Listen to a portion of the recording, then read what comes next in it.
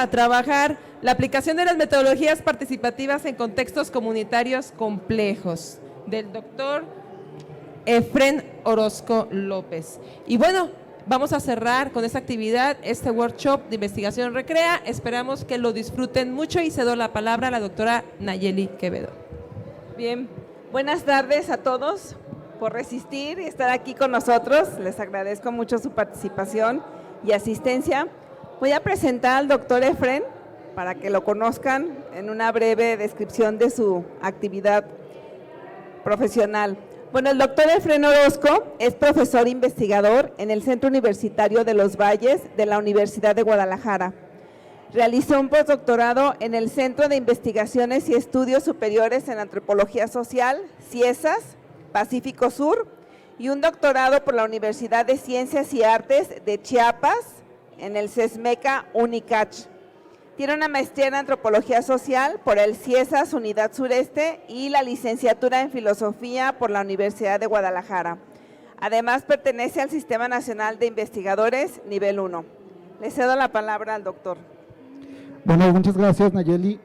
Agradezco la presencia de todos y todas, a los realizadores de este evento. Gracias también por la invitación. Yo voy a platicarles un poco un proceso de investigación que realicé entre los años 2017 a 2019 más o menos, y que la intención es replicarlo en Jalisco, ¿no? Claro, hay que hacer muchas adecuaciones. Se han dado algunos pasos para el desarrollo de esta investigación o de una investigación similar. Aquí la doctora Nayeli Quevedo, con ella también hemos estado trabajando algunas cosas para implementar algo parecido.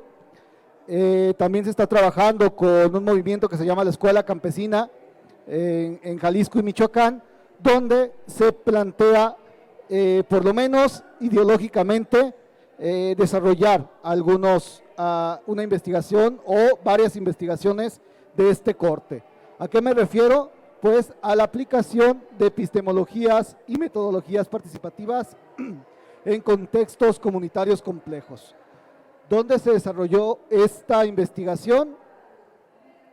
Bueno, esta investigación se desarrolló en Oaxaca, en algo que se denomina la Mixteca Alta, la región Mixteca Alta, y participaron 9 municipios. 9 municipios participan de esta investigación y de un proyecto que sigue vigente, cabe aclarar. No es que yo haya concluido con la investigación en el 19 y se haya terminado este proceso.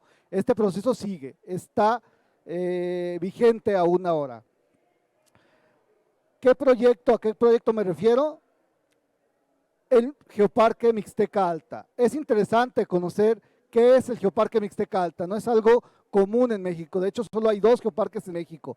Este Mixteca Alta y uno en la comarca minera en Hidalgo. ¿Qué es un geoparque? Un geoparque es un proyecto concebido por la UNESCO que trata de superar el concepto de zonas naturales protegidas. ¿Qué pasa? ¿Cuál es la gran problemática de las zonas naturales protegidas y que se quiere superar? Bueno, muchas veces en las zonas naturales protegidas existe población que al ser protegido el espacio son desalojados, son sacados de su territorio o se les prohíbe utilizar los recursos que existen en ese territorio. Entonces, a partir de este proyecto Geoparque, la UNESCO trata de proteger espacios geológicamente importantes en el mundo, pero a partir de la educación de los pobladores y de los visitantes que llegan a ese espacio. Entonces, como ustedes pueden observar, implica todo un proceso educativo bien importante, tanto de los pobladores como de los visitantes que llegan. Y a los visitantes, quienes los educan, pues son los propios pobladores, ¿no? Entonces, para esto se necesita un triángulo virtuoso en el que participan tanto las comunidades, autoridades de las comunidades, centros de investigación o universidades y gobierno. En este caso, quienes participaron más de lleno fue las comunidades y en ese momento yo estaba laborando en el Instituto de Geografía de la UNAM. La UNAM se vinculó y comenzó a trabajar con estas comunidades sobre, bueno, a mí me tocó coordinar toda la parte social de este proyecto, ¿no? Yo trabajaba en colaboración con geólogos, con geógrafos que se encargaban de la parte dura, digamos, de la parte teórica, geomorfológica, y mi papel, mi labor era con las poblaciones, en temas de defensa del territorio y organización comunitaria, que ellos tienen un trecho largo ya recorrido en este sentido. Pero ¿cómo se concibió este trabajo? ¿Qué es lo importante y qué es lo que me gustaría compartirles a todos ustedes? ¿Cómo se construyó este proceso de investigación? Bueno, se construye bajo 4 ejes fundamentales. Un plano epistemológico que corresponde a las ideas rectoras que van a dirigir el proyecto. Un plano metodológico que implica una planeación estratégica, es decir, cómo nos vamos a acercar a las comunidades, cuál va a ser el trabajo ya en la práctica que vamos a realizar con las comunidades, con los pobladores, con comunidades, con autoridades de bienes comunales, de municipales. Por eso es un contexto complejo, porque no es algo común en un contexto urbano. Hay un montón de actores que no son concebidos en un contexto urbano. Un paquete de herramientas de investigación también que es necesario afinar, y esto tiene que servir para la apropiación de conceptos, pero sobre todo para la realización de acciones que ya los pobladores van a desarrollar. Y esto va a redituar en reforzar un plano epistemológico, ideas rectoras, pero ya desde las propias comunidades, ¿no? Esto en educación popular se llama dialéctica, es decir, tenemos ideas, la gente las asume, las apropia y construye teoría a partir de su apropiación.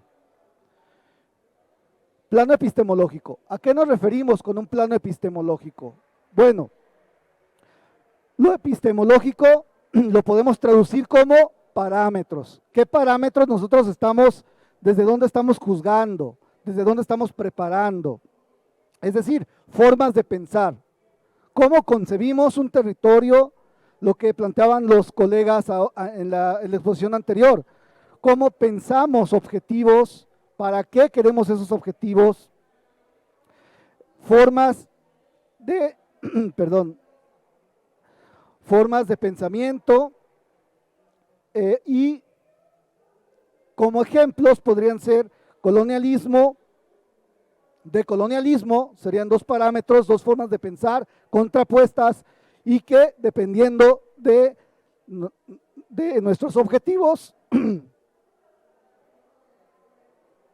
pues es lo que vamos a aplicar.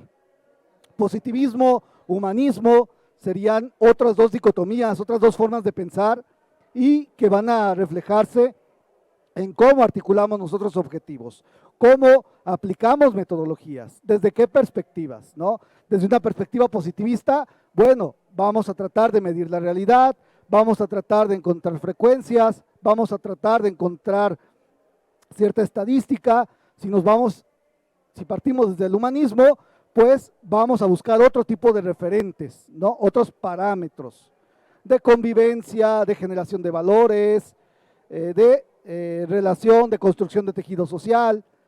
Va a depender de estos parámetros la manera en la que nosotros vamos a articular los objetivos. Y a partir de aquí se discute el tema de objetividad o no objetividad, que esto es importantísimo, es central para este tipo de investigación. ¿Por qué? Porque en esta investigación se plantea que la objetividad no se remite o no se refiere a no involucrarse en los procesos de investigación. Al contrario, uno tiene que tomar un posicionamiento político ante ciertos aspectos, injusticias, pobreza, desigualdad. Obviamente que uno no puede ser neutral ante esas circunstancias. La objetividad aquí va a radicar, en todo caso, en la manera en que fundamentamos nuestros objetivos, en la manera en la que fundamentamos nuestra acción de intervención. Ahí es donde radica la objetividad.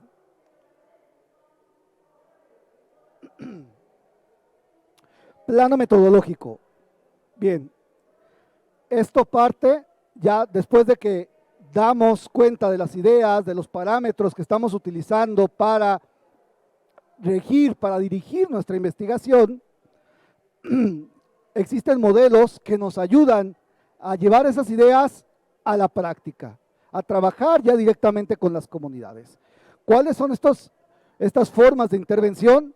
Bueno, hay dos fundamentales en Latinoamérica: la investigación-acción participativa y la educación popular. Serían como dos metodologías fundamentales que son coherentes con la epistemología trabajada. Es decir, bajamos de un plano ideal a un plano práctico a través de estos modelos. ¿Y qué implica? Pues la planeación de los procesos. Y desde esta perspectiva, investigación, acción participativa y educación popular, pues son centrales elementos como el diálogo de saberes.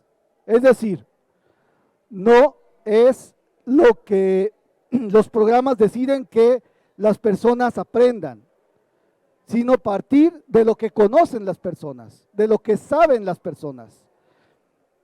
Y la valorización o revalorización de conocimientos otros, ¿no? Es decir, hay un gran prejuicio muy dañino que es el del analfabetismo. Pensamos que una persona por no saber leer o escribir ya automáticamente es ignorante, lo cual es un gran agravio al ser humano. Por supuesto que no. Por supuesto que tiene un gran conocimiento. No ha tenido la oportunidad de codificar símbolos, pero eso no significa que no tenga conocimiento. Entonces, a partir de esto se valora ese conocimiento. Y ese conocimiento sirve de base, de fundamento, para generar así, ahora sí, procesos de alfabetización, ¿no? Entonces, esto Falsborda lo desarrolla un colombiano a través de la investigación acción participativa de una manera muy rica con una comunidad, si no mal recuerdo, los Cunas de Colombia, con los cuales, con este diálogo de saberes, desarrolla un concepto hermosísimo que seguramente lo han escuchado, que es el conocimiento sentipensante, ¿no? Que es parte de cómo los Cunas de Colombia valoran el territorio y tienen una relación con este territorio, ¿no? Y esto lo sistematiza y desarrolla como una categoría epistemológica. Volvemos al tema epistemológico, ¿no? Ya una idea. ¿Cuál es esta idea? Conocimiento sentipensante, ¿no? Este sería, digamos, como el plano metodológico. Herramientas de investigación.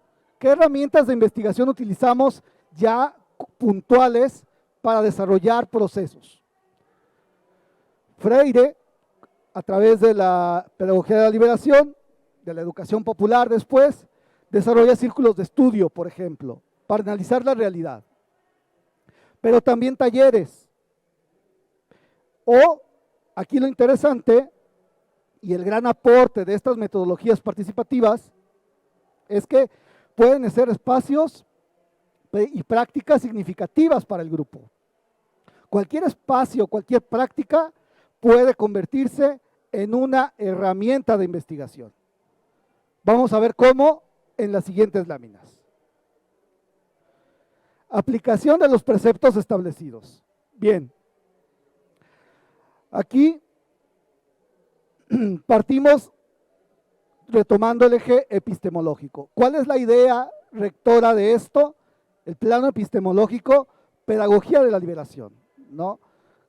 ¿Cuál va a ser la idea que va a dirigir todo el proceso de investigación? Pedagogía de la liberación. ¿Cómo aterrizamos esta pedagogía de la liberación de Paulo Freire? Pues a partir de la educación popular, como decíamos, ¿no? La pedagogía de la liberación es una teoría que plantea que el ser humano ha sido deshumanizado y es necesario desarrollar procesos para volver a humanizarlo. ¿Y cuál es el punto central de su humanización? La conciencia crítica.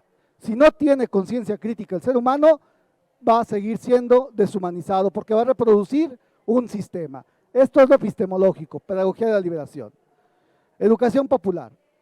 ¿Qué es la educación popular? Un proceso a través del cual logramos la conciencia crítica. ¿Cómo vamos a lograr la conciencia crítica? Ya lo decíamos, taller, círculos de estudio, pero en este proyecto en particular utilizamos 3 elementos. Taller, que fue el punto de partida, la asamblea, que es central en los pueblos originarios y en la región. Allá la asamblea es una institución, no es solo una actividad. A través de la asamblea se definen autoridades o se destituyen autoridades también. Si las autoridades no cumplen con lo que prometen, no dan evidencia de lo que están haciendo, se les destituye por medio de la asamblea. De ahí la importancia de utilizar esta asamblea como herramienta de creación de conocimiento. Y esto fue muy interesante porque se creó algo que se llama la asamblea bimensual de comunidades, el Comité General del Geoparque, que reunía a las autoridades tanto comunales como municipales de los 9 municipios, en donde se discutían temas sobre el geoparque, qué podría aportar el geoparque, cómo podríamos cuidar nosotros el territorio desde el geoparque, quién podría ser parte del geoparque y quién no podría ser parte del geoparque, qué lineamientos deberían existir para pertenecer al geoparque, qué podrían aportar las comunidades al geoparque. El tequio, que está en rojo, ya no lo alcancé a desarrollar, fue el momento en el que yo me incorporo a la Universidad de Guadalajara, pero el tequio es fundamental también para las comunidades. ¿Qué es el tequio? Pues el trabajo no remunerado, colectivo. Ese espacio de trabajo no remunerado donde se reúne la comunidad, es un espacio privilegiado de construcción de conocimiento también, ¿no? Eso es lo rico de estas estrategias, que no es una receta, que vemos la realidad y esa realidad la convertimos en proceso de construcción de conocimiento. Bien, ¿qué se logró con esta investigación?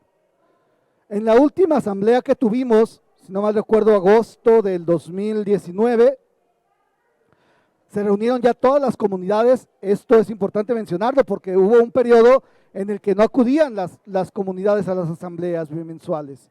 Había que estar yendo con las autoridades, generar procesos de vinculación, de contacto, para hacer ver a las autoridades que era importante su presencia.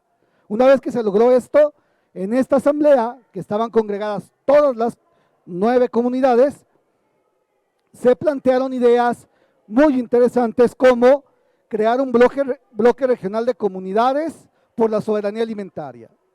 Se fijan, esto es lo interesante de todo, que el pretexto era el geoparque, el pretexto era cómo sensibilizábamos sobre el geoparque, pero a partir de este proceso de investigación participativa, de trabajo con comunidades, se desbordó ese propósito y las comunidades ya pensaban en cómo unificarse como un bloque de comunidades regional, de un bloque regional que pudiera trascender lo hecho hasta ese momento. Y la argumentación fue variada. Una clara y fundamental es: nosotros vamos con las autoridades de manera individual y no se nos hace caso. Si nosotros vamos como comunidades del geoparque, 9 comunidades, y presionamos a las autoridades, nuestra voz va a ser mucho más fuerte. Ahí está ya el proceso de formación política fundamental en la educación popular y en este tipo de metodologías participativas, ¿no? Bueno, a grandes rasgos, la garganta me está fallando un poco, a grandes rasgos este sería como el planteamiento que se realizó y que se intenta, con el apoyo de la doctora Nayeli, tratar de desarrollar procesos de este tipo aquí en Jalisco. Agradezco mucho su atención y quedo al pendiente de cualquier pregunta, comentario que puedan vertir al respecto.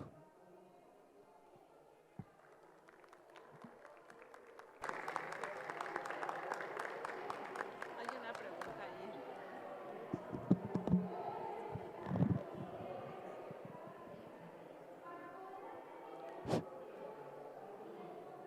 Doctor Efren, escuchándolo con atención, y en esta parte en la que de alguna manera se alude ya a los contactos con la gente que allá vive, con los habitantes de la zona que nos marca, ¿cuáles podrían ser las formas, las dificultades quizás, que se enfrentan como investigador o como equipo investigador para ir generando un proceso de conocimiento y de empatía con esas poblaciones? Bien, son muchos, son múltiples. Uno de los más difíciles de romper es la jerarquización precisamente, ¿no? A nosotros nos ven como los académicos, como los doctores, y entonces romper esa jerarquía que el mismo poblador pone es bien complicado, ¿no? Tú no me digas doctor, dime Fred, mira, vamos a trabajar juntos, estamos jalando para la misma dirección, estamos buscando cosas muy similares, pero es bien difícil. Eso se logra con convivencia y con demostrar que uno se compromete también con las comunidades, asistiendo a los tequios, proponiendo tequios, yendo a la fiesta comunitaria, estando en la convivencia. Eso va minando y desgastando esta jerarquización que desde la educación formal inicial se nos inculca, ¿no? No vayas a contradecir al profesor, es el profesor, él es el que sabe, cuidado con que te portes mal, cuidado con que... Todo eso obviamente se introyecta y se genera esa jerarquización de autoridad. Para romperla, pues hay que tener mucha convivencia, mucha empatía, hay que generar empatía con la gente para que en algún momento estos títulos o estas graduaciones que el mismo sistema social y educativo van generando pasen a segundo término. Entonces, de alguna manera, esta parte que nos comenta ahorita tendría, sin que sea la finalidad central, un cierto manejo etnográfico de compenetración con la comunidad, de conocer sus usos, sus costumbres, sus problemas a partir de eso. Entonces, ahí habría como este acercamiento, si no expresamente etnográfico, sí con algunas herramientas que pueden hablar un poco de eso, ¿no? Por supuesto, es esto del plano metodológico que platicábamos, ¿no?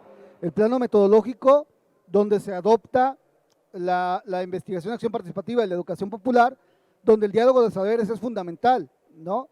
Y decir esto, pues, ¿no? O sea, nosotros somos científicos sociales o científicos duros, sabemos sobre geomorfología, pero la comunidad tiene un conocimiento. ¿Cuál es la cultura de la comunidad?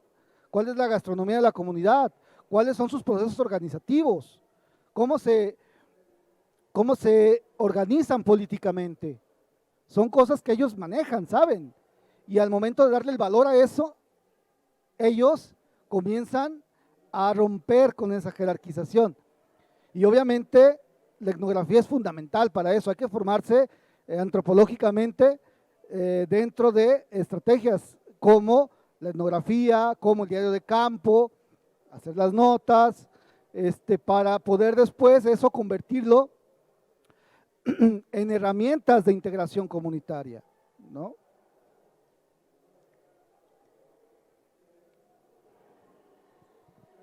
Buenas tardes, doctor. Soy Brian, estudiante de último año en la Escuela Normal Superior de Jalisco, la especialidad de matemáticas.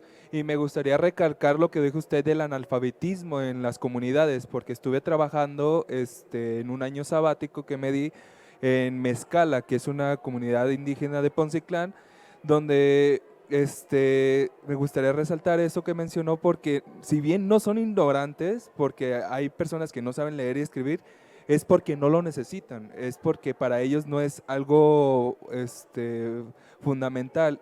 Pero me gustaría preguntarle a usted cómo se aplicaría esta metodología a la hora de darla como ancho de la regularización con la nueva normativa que estamos pospandemia. Perdón, la última parte. La última parte que dijiste. ¿Cómo se aplicaría esto en la normativa que ahorita estamos implementando pospandemia? No, es bien complicado porque estamos hablando lo que decíamos en el plano epistemológico, ¿no? El plano epistemológico lo que planteaba era parámetros.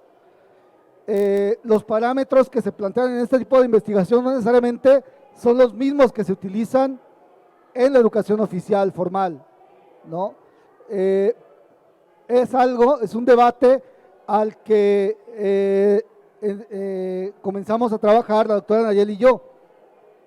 Y a lo que concluimos era que era bien complicado transformar o llegar a generar tensión en un espacio donde ya hay ciertas reglas, donde ya hay cierta forma de pensar, cierta estructura, tratar de cambiarla desde estos parámetros, que lo mejor era trabajar una propuesta alternativa, complementaria a lo que ya está, enriqueciendo estos planes y programas y debatiendo los contenidos a partir de estas metodologías y de estas formas de enseñar y trabajar. Y esto obviamente va a nutrir la currícula oficial. Y en algún momento dado, nuestra hipótesis es que la currícula oficial va a absorber elementos de esto. Pero a partir del trabajo, de un trabajo en el que se planeen elementos alternativos. Estábamos hablando nosotros de aspectos centrados en la salud alimentaria, como desde la investigación participativa trabajamos temas de salud alimentaria en escuelas oficiales para complementar lo que se trabaja y lo que se ve desde la currícula oficial y ver cómo estos aspectos, sería lo rico, lo interesante de la investigación, cómo se adoptan o se rechazan estos procesos, porque también va a llegar un momento en el que van a chocar elementos y el básico y fundamental es el tema de las vendimias, por ejemplo, ¿no? Es decir, si tú desde la investigación participativa y desde la teoría crítica estás planteando que se deben cambiar los hábitos alimenticios y un porcentaje importante del sostén de las escuelas es la venta de comida chatarra, ¿cómo lo vas a equilibrar? ¿Cómo equilibras eso? Va a haber un momento en que se va a tener que negociar, ¿no? Eso es lo interesante de esta investigación.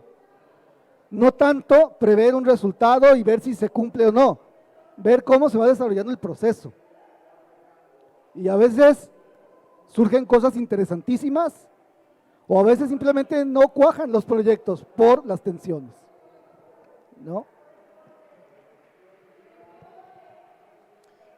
Doctor, buenas tardes. Marco Antonio.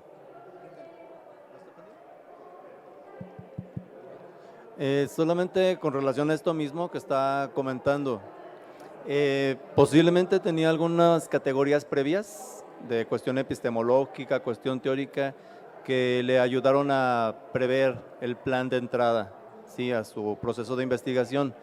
¿Qué características nuevas, qué categorías nuevas fue encontrando, no previstas o no calculadas, con relación a este acercamiento a las comunidades?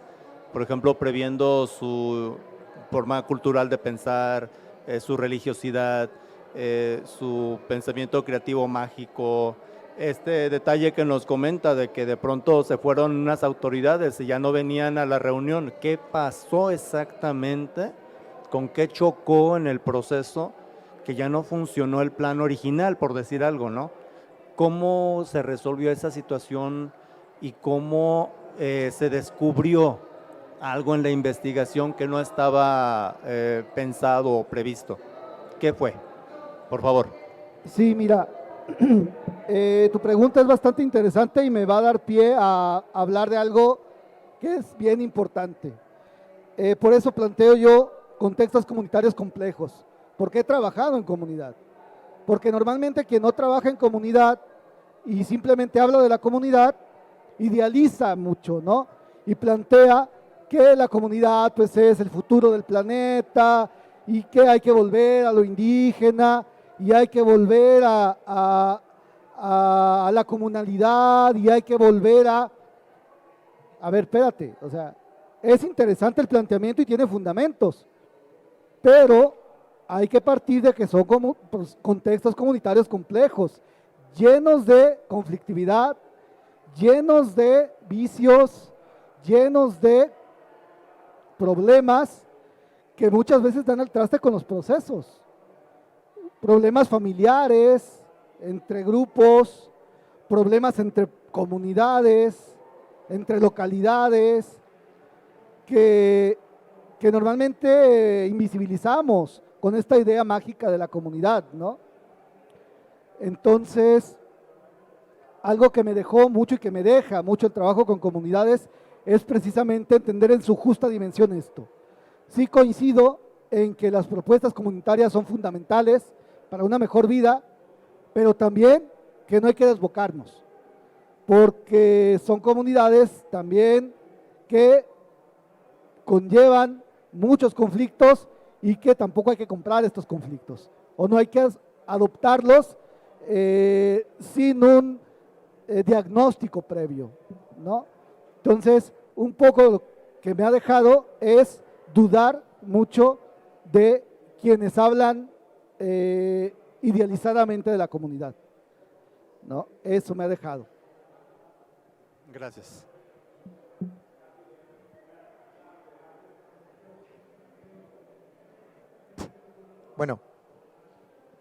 Bueno, creo que esta parte en donde nos señalas específicamente esta expresión de lo complejo, le decía yo aquí en corto a Marco que haber llegado aquí de manera circunstancial me va a dejar como mucho más de lo que estuve en otros espacios antes, ayer y ahora, porque aquí hay más complejo que lo que yo esperaba encontrar de complejo en otros espacios, ¿no? Por esto mismo, por cómo se asume de manera distinta a las poblaciones, a las comunidades, al trabajo en la comunidad, no solo como un planteamiento idealizado, sino como ir a lidiar con las broncas que hay precisamente allí, ¿no? Y saber de esto, de que a lo mejor hay conflictos entre la gente que vive en un municipio o en uno o en otro, y que no hay una manera común de ver la vida desde lo religioso, desde el trabajo mismo, desde los intereses que se tengan en la vida, ¿no? Entonces, creo que esta experiencia que nos narra, doctor, es interesante en el sentido de cómo se percibe, se valora, se redimensiona a la gente allí y lo que la gente sabe de lo que son sus acciones sociales, ¿no? Entonces, en ese sentido, creo que es muy interesante. Gracias. ¿Hay otra pregunta o comentario que gusten hacerle al doctor Efraín?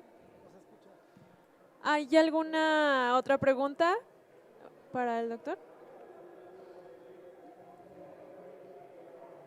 ¿O algún comentario con el que guste cerrar?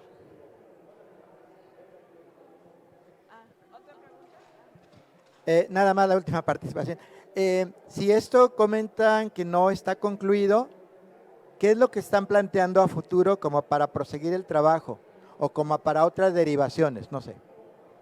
Bien, bueno, como lo comenté, yo salí de la UNAM y del Geoparque en el 2019 y en el 20 se dio la pandemia. Entonces eso frenó en seco esto que se había dado vida o que se le dio vida a partir del trabajo que hice, que fue el Comité General del Geoparque, que es la asamblea bimensual de autoridades y comunidad bueno, autoridades tanto de bienes comunales como de municipales, que ya habían llegado a un nivel muy importante de conciencia y de análisis de la realidad. Con la pandemia se cortó. Entonces, los que se quedaron en el proceso, pues tienen, digamos, la tarea de reactivar estas asambleas bimensuales, pero ya no sé bajo qué parámetros, porque yo era el que planteaba esta línea, ¿no?, ideológica, epistemológica, que tenía toda una articulación con la metodología. Ahora quien retome el trabajo que dejé yo, no sé bajo qué parámetros o bajo qué epistemología y metodología lo va a desarrollar. Entonces ahí ya más bien yo tendría que hacer una visita quizá el próximo año para ver cómo lo están trabajando. Tendría la segunda parte de esta pregunta del doctor. A partir de que ya se corta el proceso allá, comentan que se va a iniciar uno aquí en Jalisco. ¿Te traes la misma visión epistemológica? ¿Te traes la misma metodología? ¿Ya estás como calculando dónde? No sé si la zona wixárika o en algún otro aspecto indígena. Y sobre todo, como que el pretexto, perdón por decirlo así, el geoparque. ¿Aquí va a haber un geoparque o va a haber alguna situación de unificación de los intereses de grupo, de la comunidad, para poder entrar y que fuera el eje rector, o cómo sería ahora?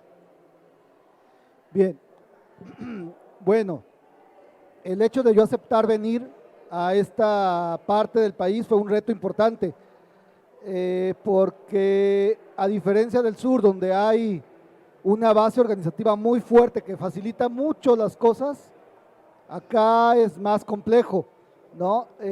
Yo pues me integré a Valles y es una de las regiones menos organizadas del estado, ¿no?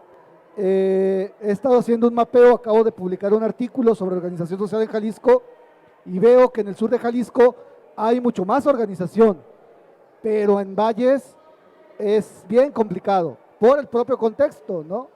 Por la influencia de, pues, la caña, los monopolios que se generan, el monopolio de los fertilizantes, la desorganización de la gente, la migración que existe tan fuerte. Entonces es bien complicado entrarle por ahí a la comunidad, ¿no? No están acostumbrados a esto.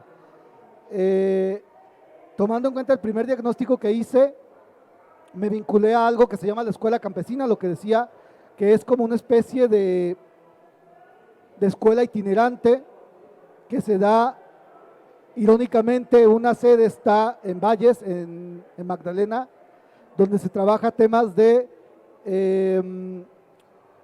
agroecología alternativa. Pero es muy poca la gente que sigue esto. También en Jalisco, en Cusalapa, en la zona náhuatl de Cusalapa, allá se trabaja temas también de agricultura sustentable y de construcción alternativa. Y también esta escuela se mueve a Michoacán. Estoy trabajando también en el Tzintzún, en el Cerro del Tzintzún. Allá se trabaja temas de construcción alternativa y trabajamos también con la gente de Cherán, Michoacán. Ahí en Cherán, Michoacán, trabajamos temas de espiritualidad y medicina alternativa. Entonces, tuve la fortuna de que me pidieran sistematizar el trabajo que está haciendo la escuela campesina. La idea es el próximo año hacer un libro sobre la escuela campesina y generar un proceso continental de escuela campesina, ya lo estamos trabajando, para noviembre del siguiente año, ¿no? Entonces, aquí como bien lo planteaste, el pretexto es las temáticas, la construcción alternativa, la agricultura alternativa, la medicina alternativa, la espiritualidad, y el fondo de todo esto es la construcción de comunidad, porque aquí eso es lo que hace falta. Allá hay comunidad, acá falta construir comunidad. Entonces, las temáticas te llevan a construir comunidad, a construir tejido social, ¿no? Y esa es la intención de la escuela campesina. Ya si aprendes además a construir alternativamente con lo que hay en tu contexto, pues qué mejor, ¿no? Ya si aprendes a no poner agroquímicos y meterle cuestiones más naturales a tu tierra, pues qué mejor, ¿no? Pero ya construiste comunidad. Ese sería el punto central. Y con Nayeli también pues está trabajando este tema de vincularnos con escuelas primarias, también para construir comunidad crítica dentro de las escuelas, porque difícilmente se ve eso, ¿no? No, casi no hay, ¿no? Yo recuerdo, la sección 22 es muy criticada, muy cuestionada allá en Oaxaca, pero muchas escuelas de la sección 22 ya sacaron la comida chatarra, ¿eh? Ya no hay comida chatarra en las escuelas, se vende tlayuda, se vende agua fresca, se vende totopo, se vende un montón de cosas de la comunidad, pero no Coca-Cola, no en todas, obviamente, esto hay que aclararlo. Son algunas, sobre todo las más alejadas. Pero la idea es esa, la idea es obviamente no llegar y cambiar, pero sí generar esa inquietud de, bueno, se pueden hacer de otra forma las cosas. Y esta es la opción. Si la quieren adoptar, perfecto. Si no, pues tampoco se pueden hacer milagros, ¿verdad?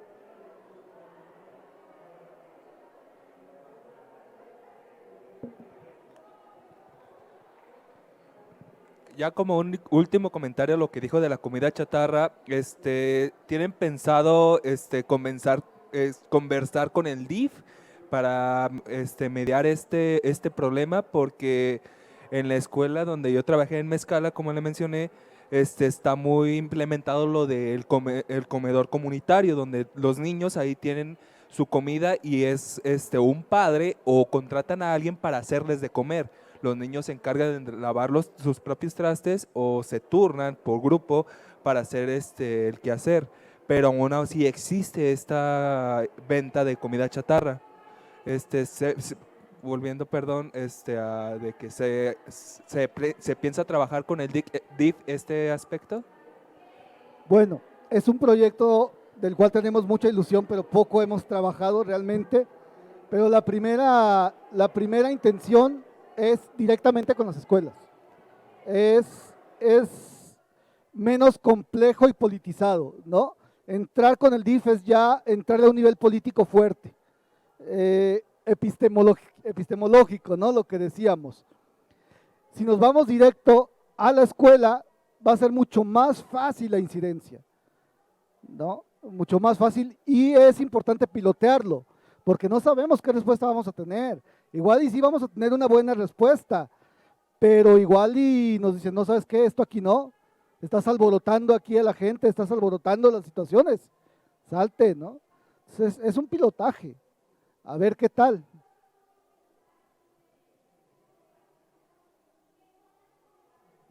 Bueno, con esto vamos a ir cerrando, ¿no? ¿Me escuchan? Sí, ya. Bueno, con esto vamos a ir cerrando. Como ven, el doctor Efren tiene una gran experiencia. Él trabajó en Acteal, en las abejas en Chiapas, entonces está bastante involucrado con estos procesos y con comunidades complejas, como lo escribe en el título de su ponencia. Entonces ya les iremos platicando cómo nos va con la investigación. Sería una investigación multidisciplinaria en donde también va a participar la doctora Lisette Ramos con la parte de la alimentación y algunos miembros que estamos invitando de nutrición y de otras carreras, con esta misma metodología que él ha empleado en otras ciudades, ¿no? En otros casos. Pues si no hay más preguntas, les agradezco mucho su atención, su seguimiento. Por ahí pueden seguir al doctor Efren en los artículos que escribe, lo encuentran con ese nombre. Y gracias por estar aquí presentes. Muchas gracias, buenas tardes. Vamos a entregar un reconocimiento al doctor Efren. La Secretaría de Educación del Estado de Jalisco agradece su colaboración en este Congreso de Recrea Academic 2022 y con él cerramos la participación de toda la jornada de workshops de investigación Recrea. Agradecemos a todas las personas que estuvieron de manera presencial y a todas aquellas personas que se involucraron de manera virtual. Agradecemos y estamos seguros de que estos trabajos nos han dejado un gran aprendizaje y también nos dejan con expectativas y ganas de seguir aprendiendo e involucrarnos en proyectos de investigación. Muchas gracias, doctora Nayeli Quevedo, por nuestra presentación y al doctor. Un aplauso, nos despedimos. Gracias.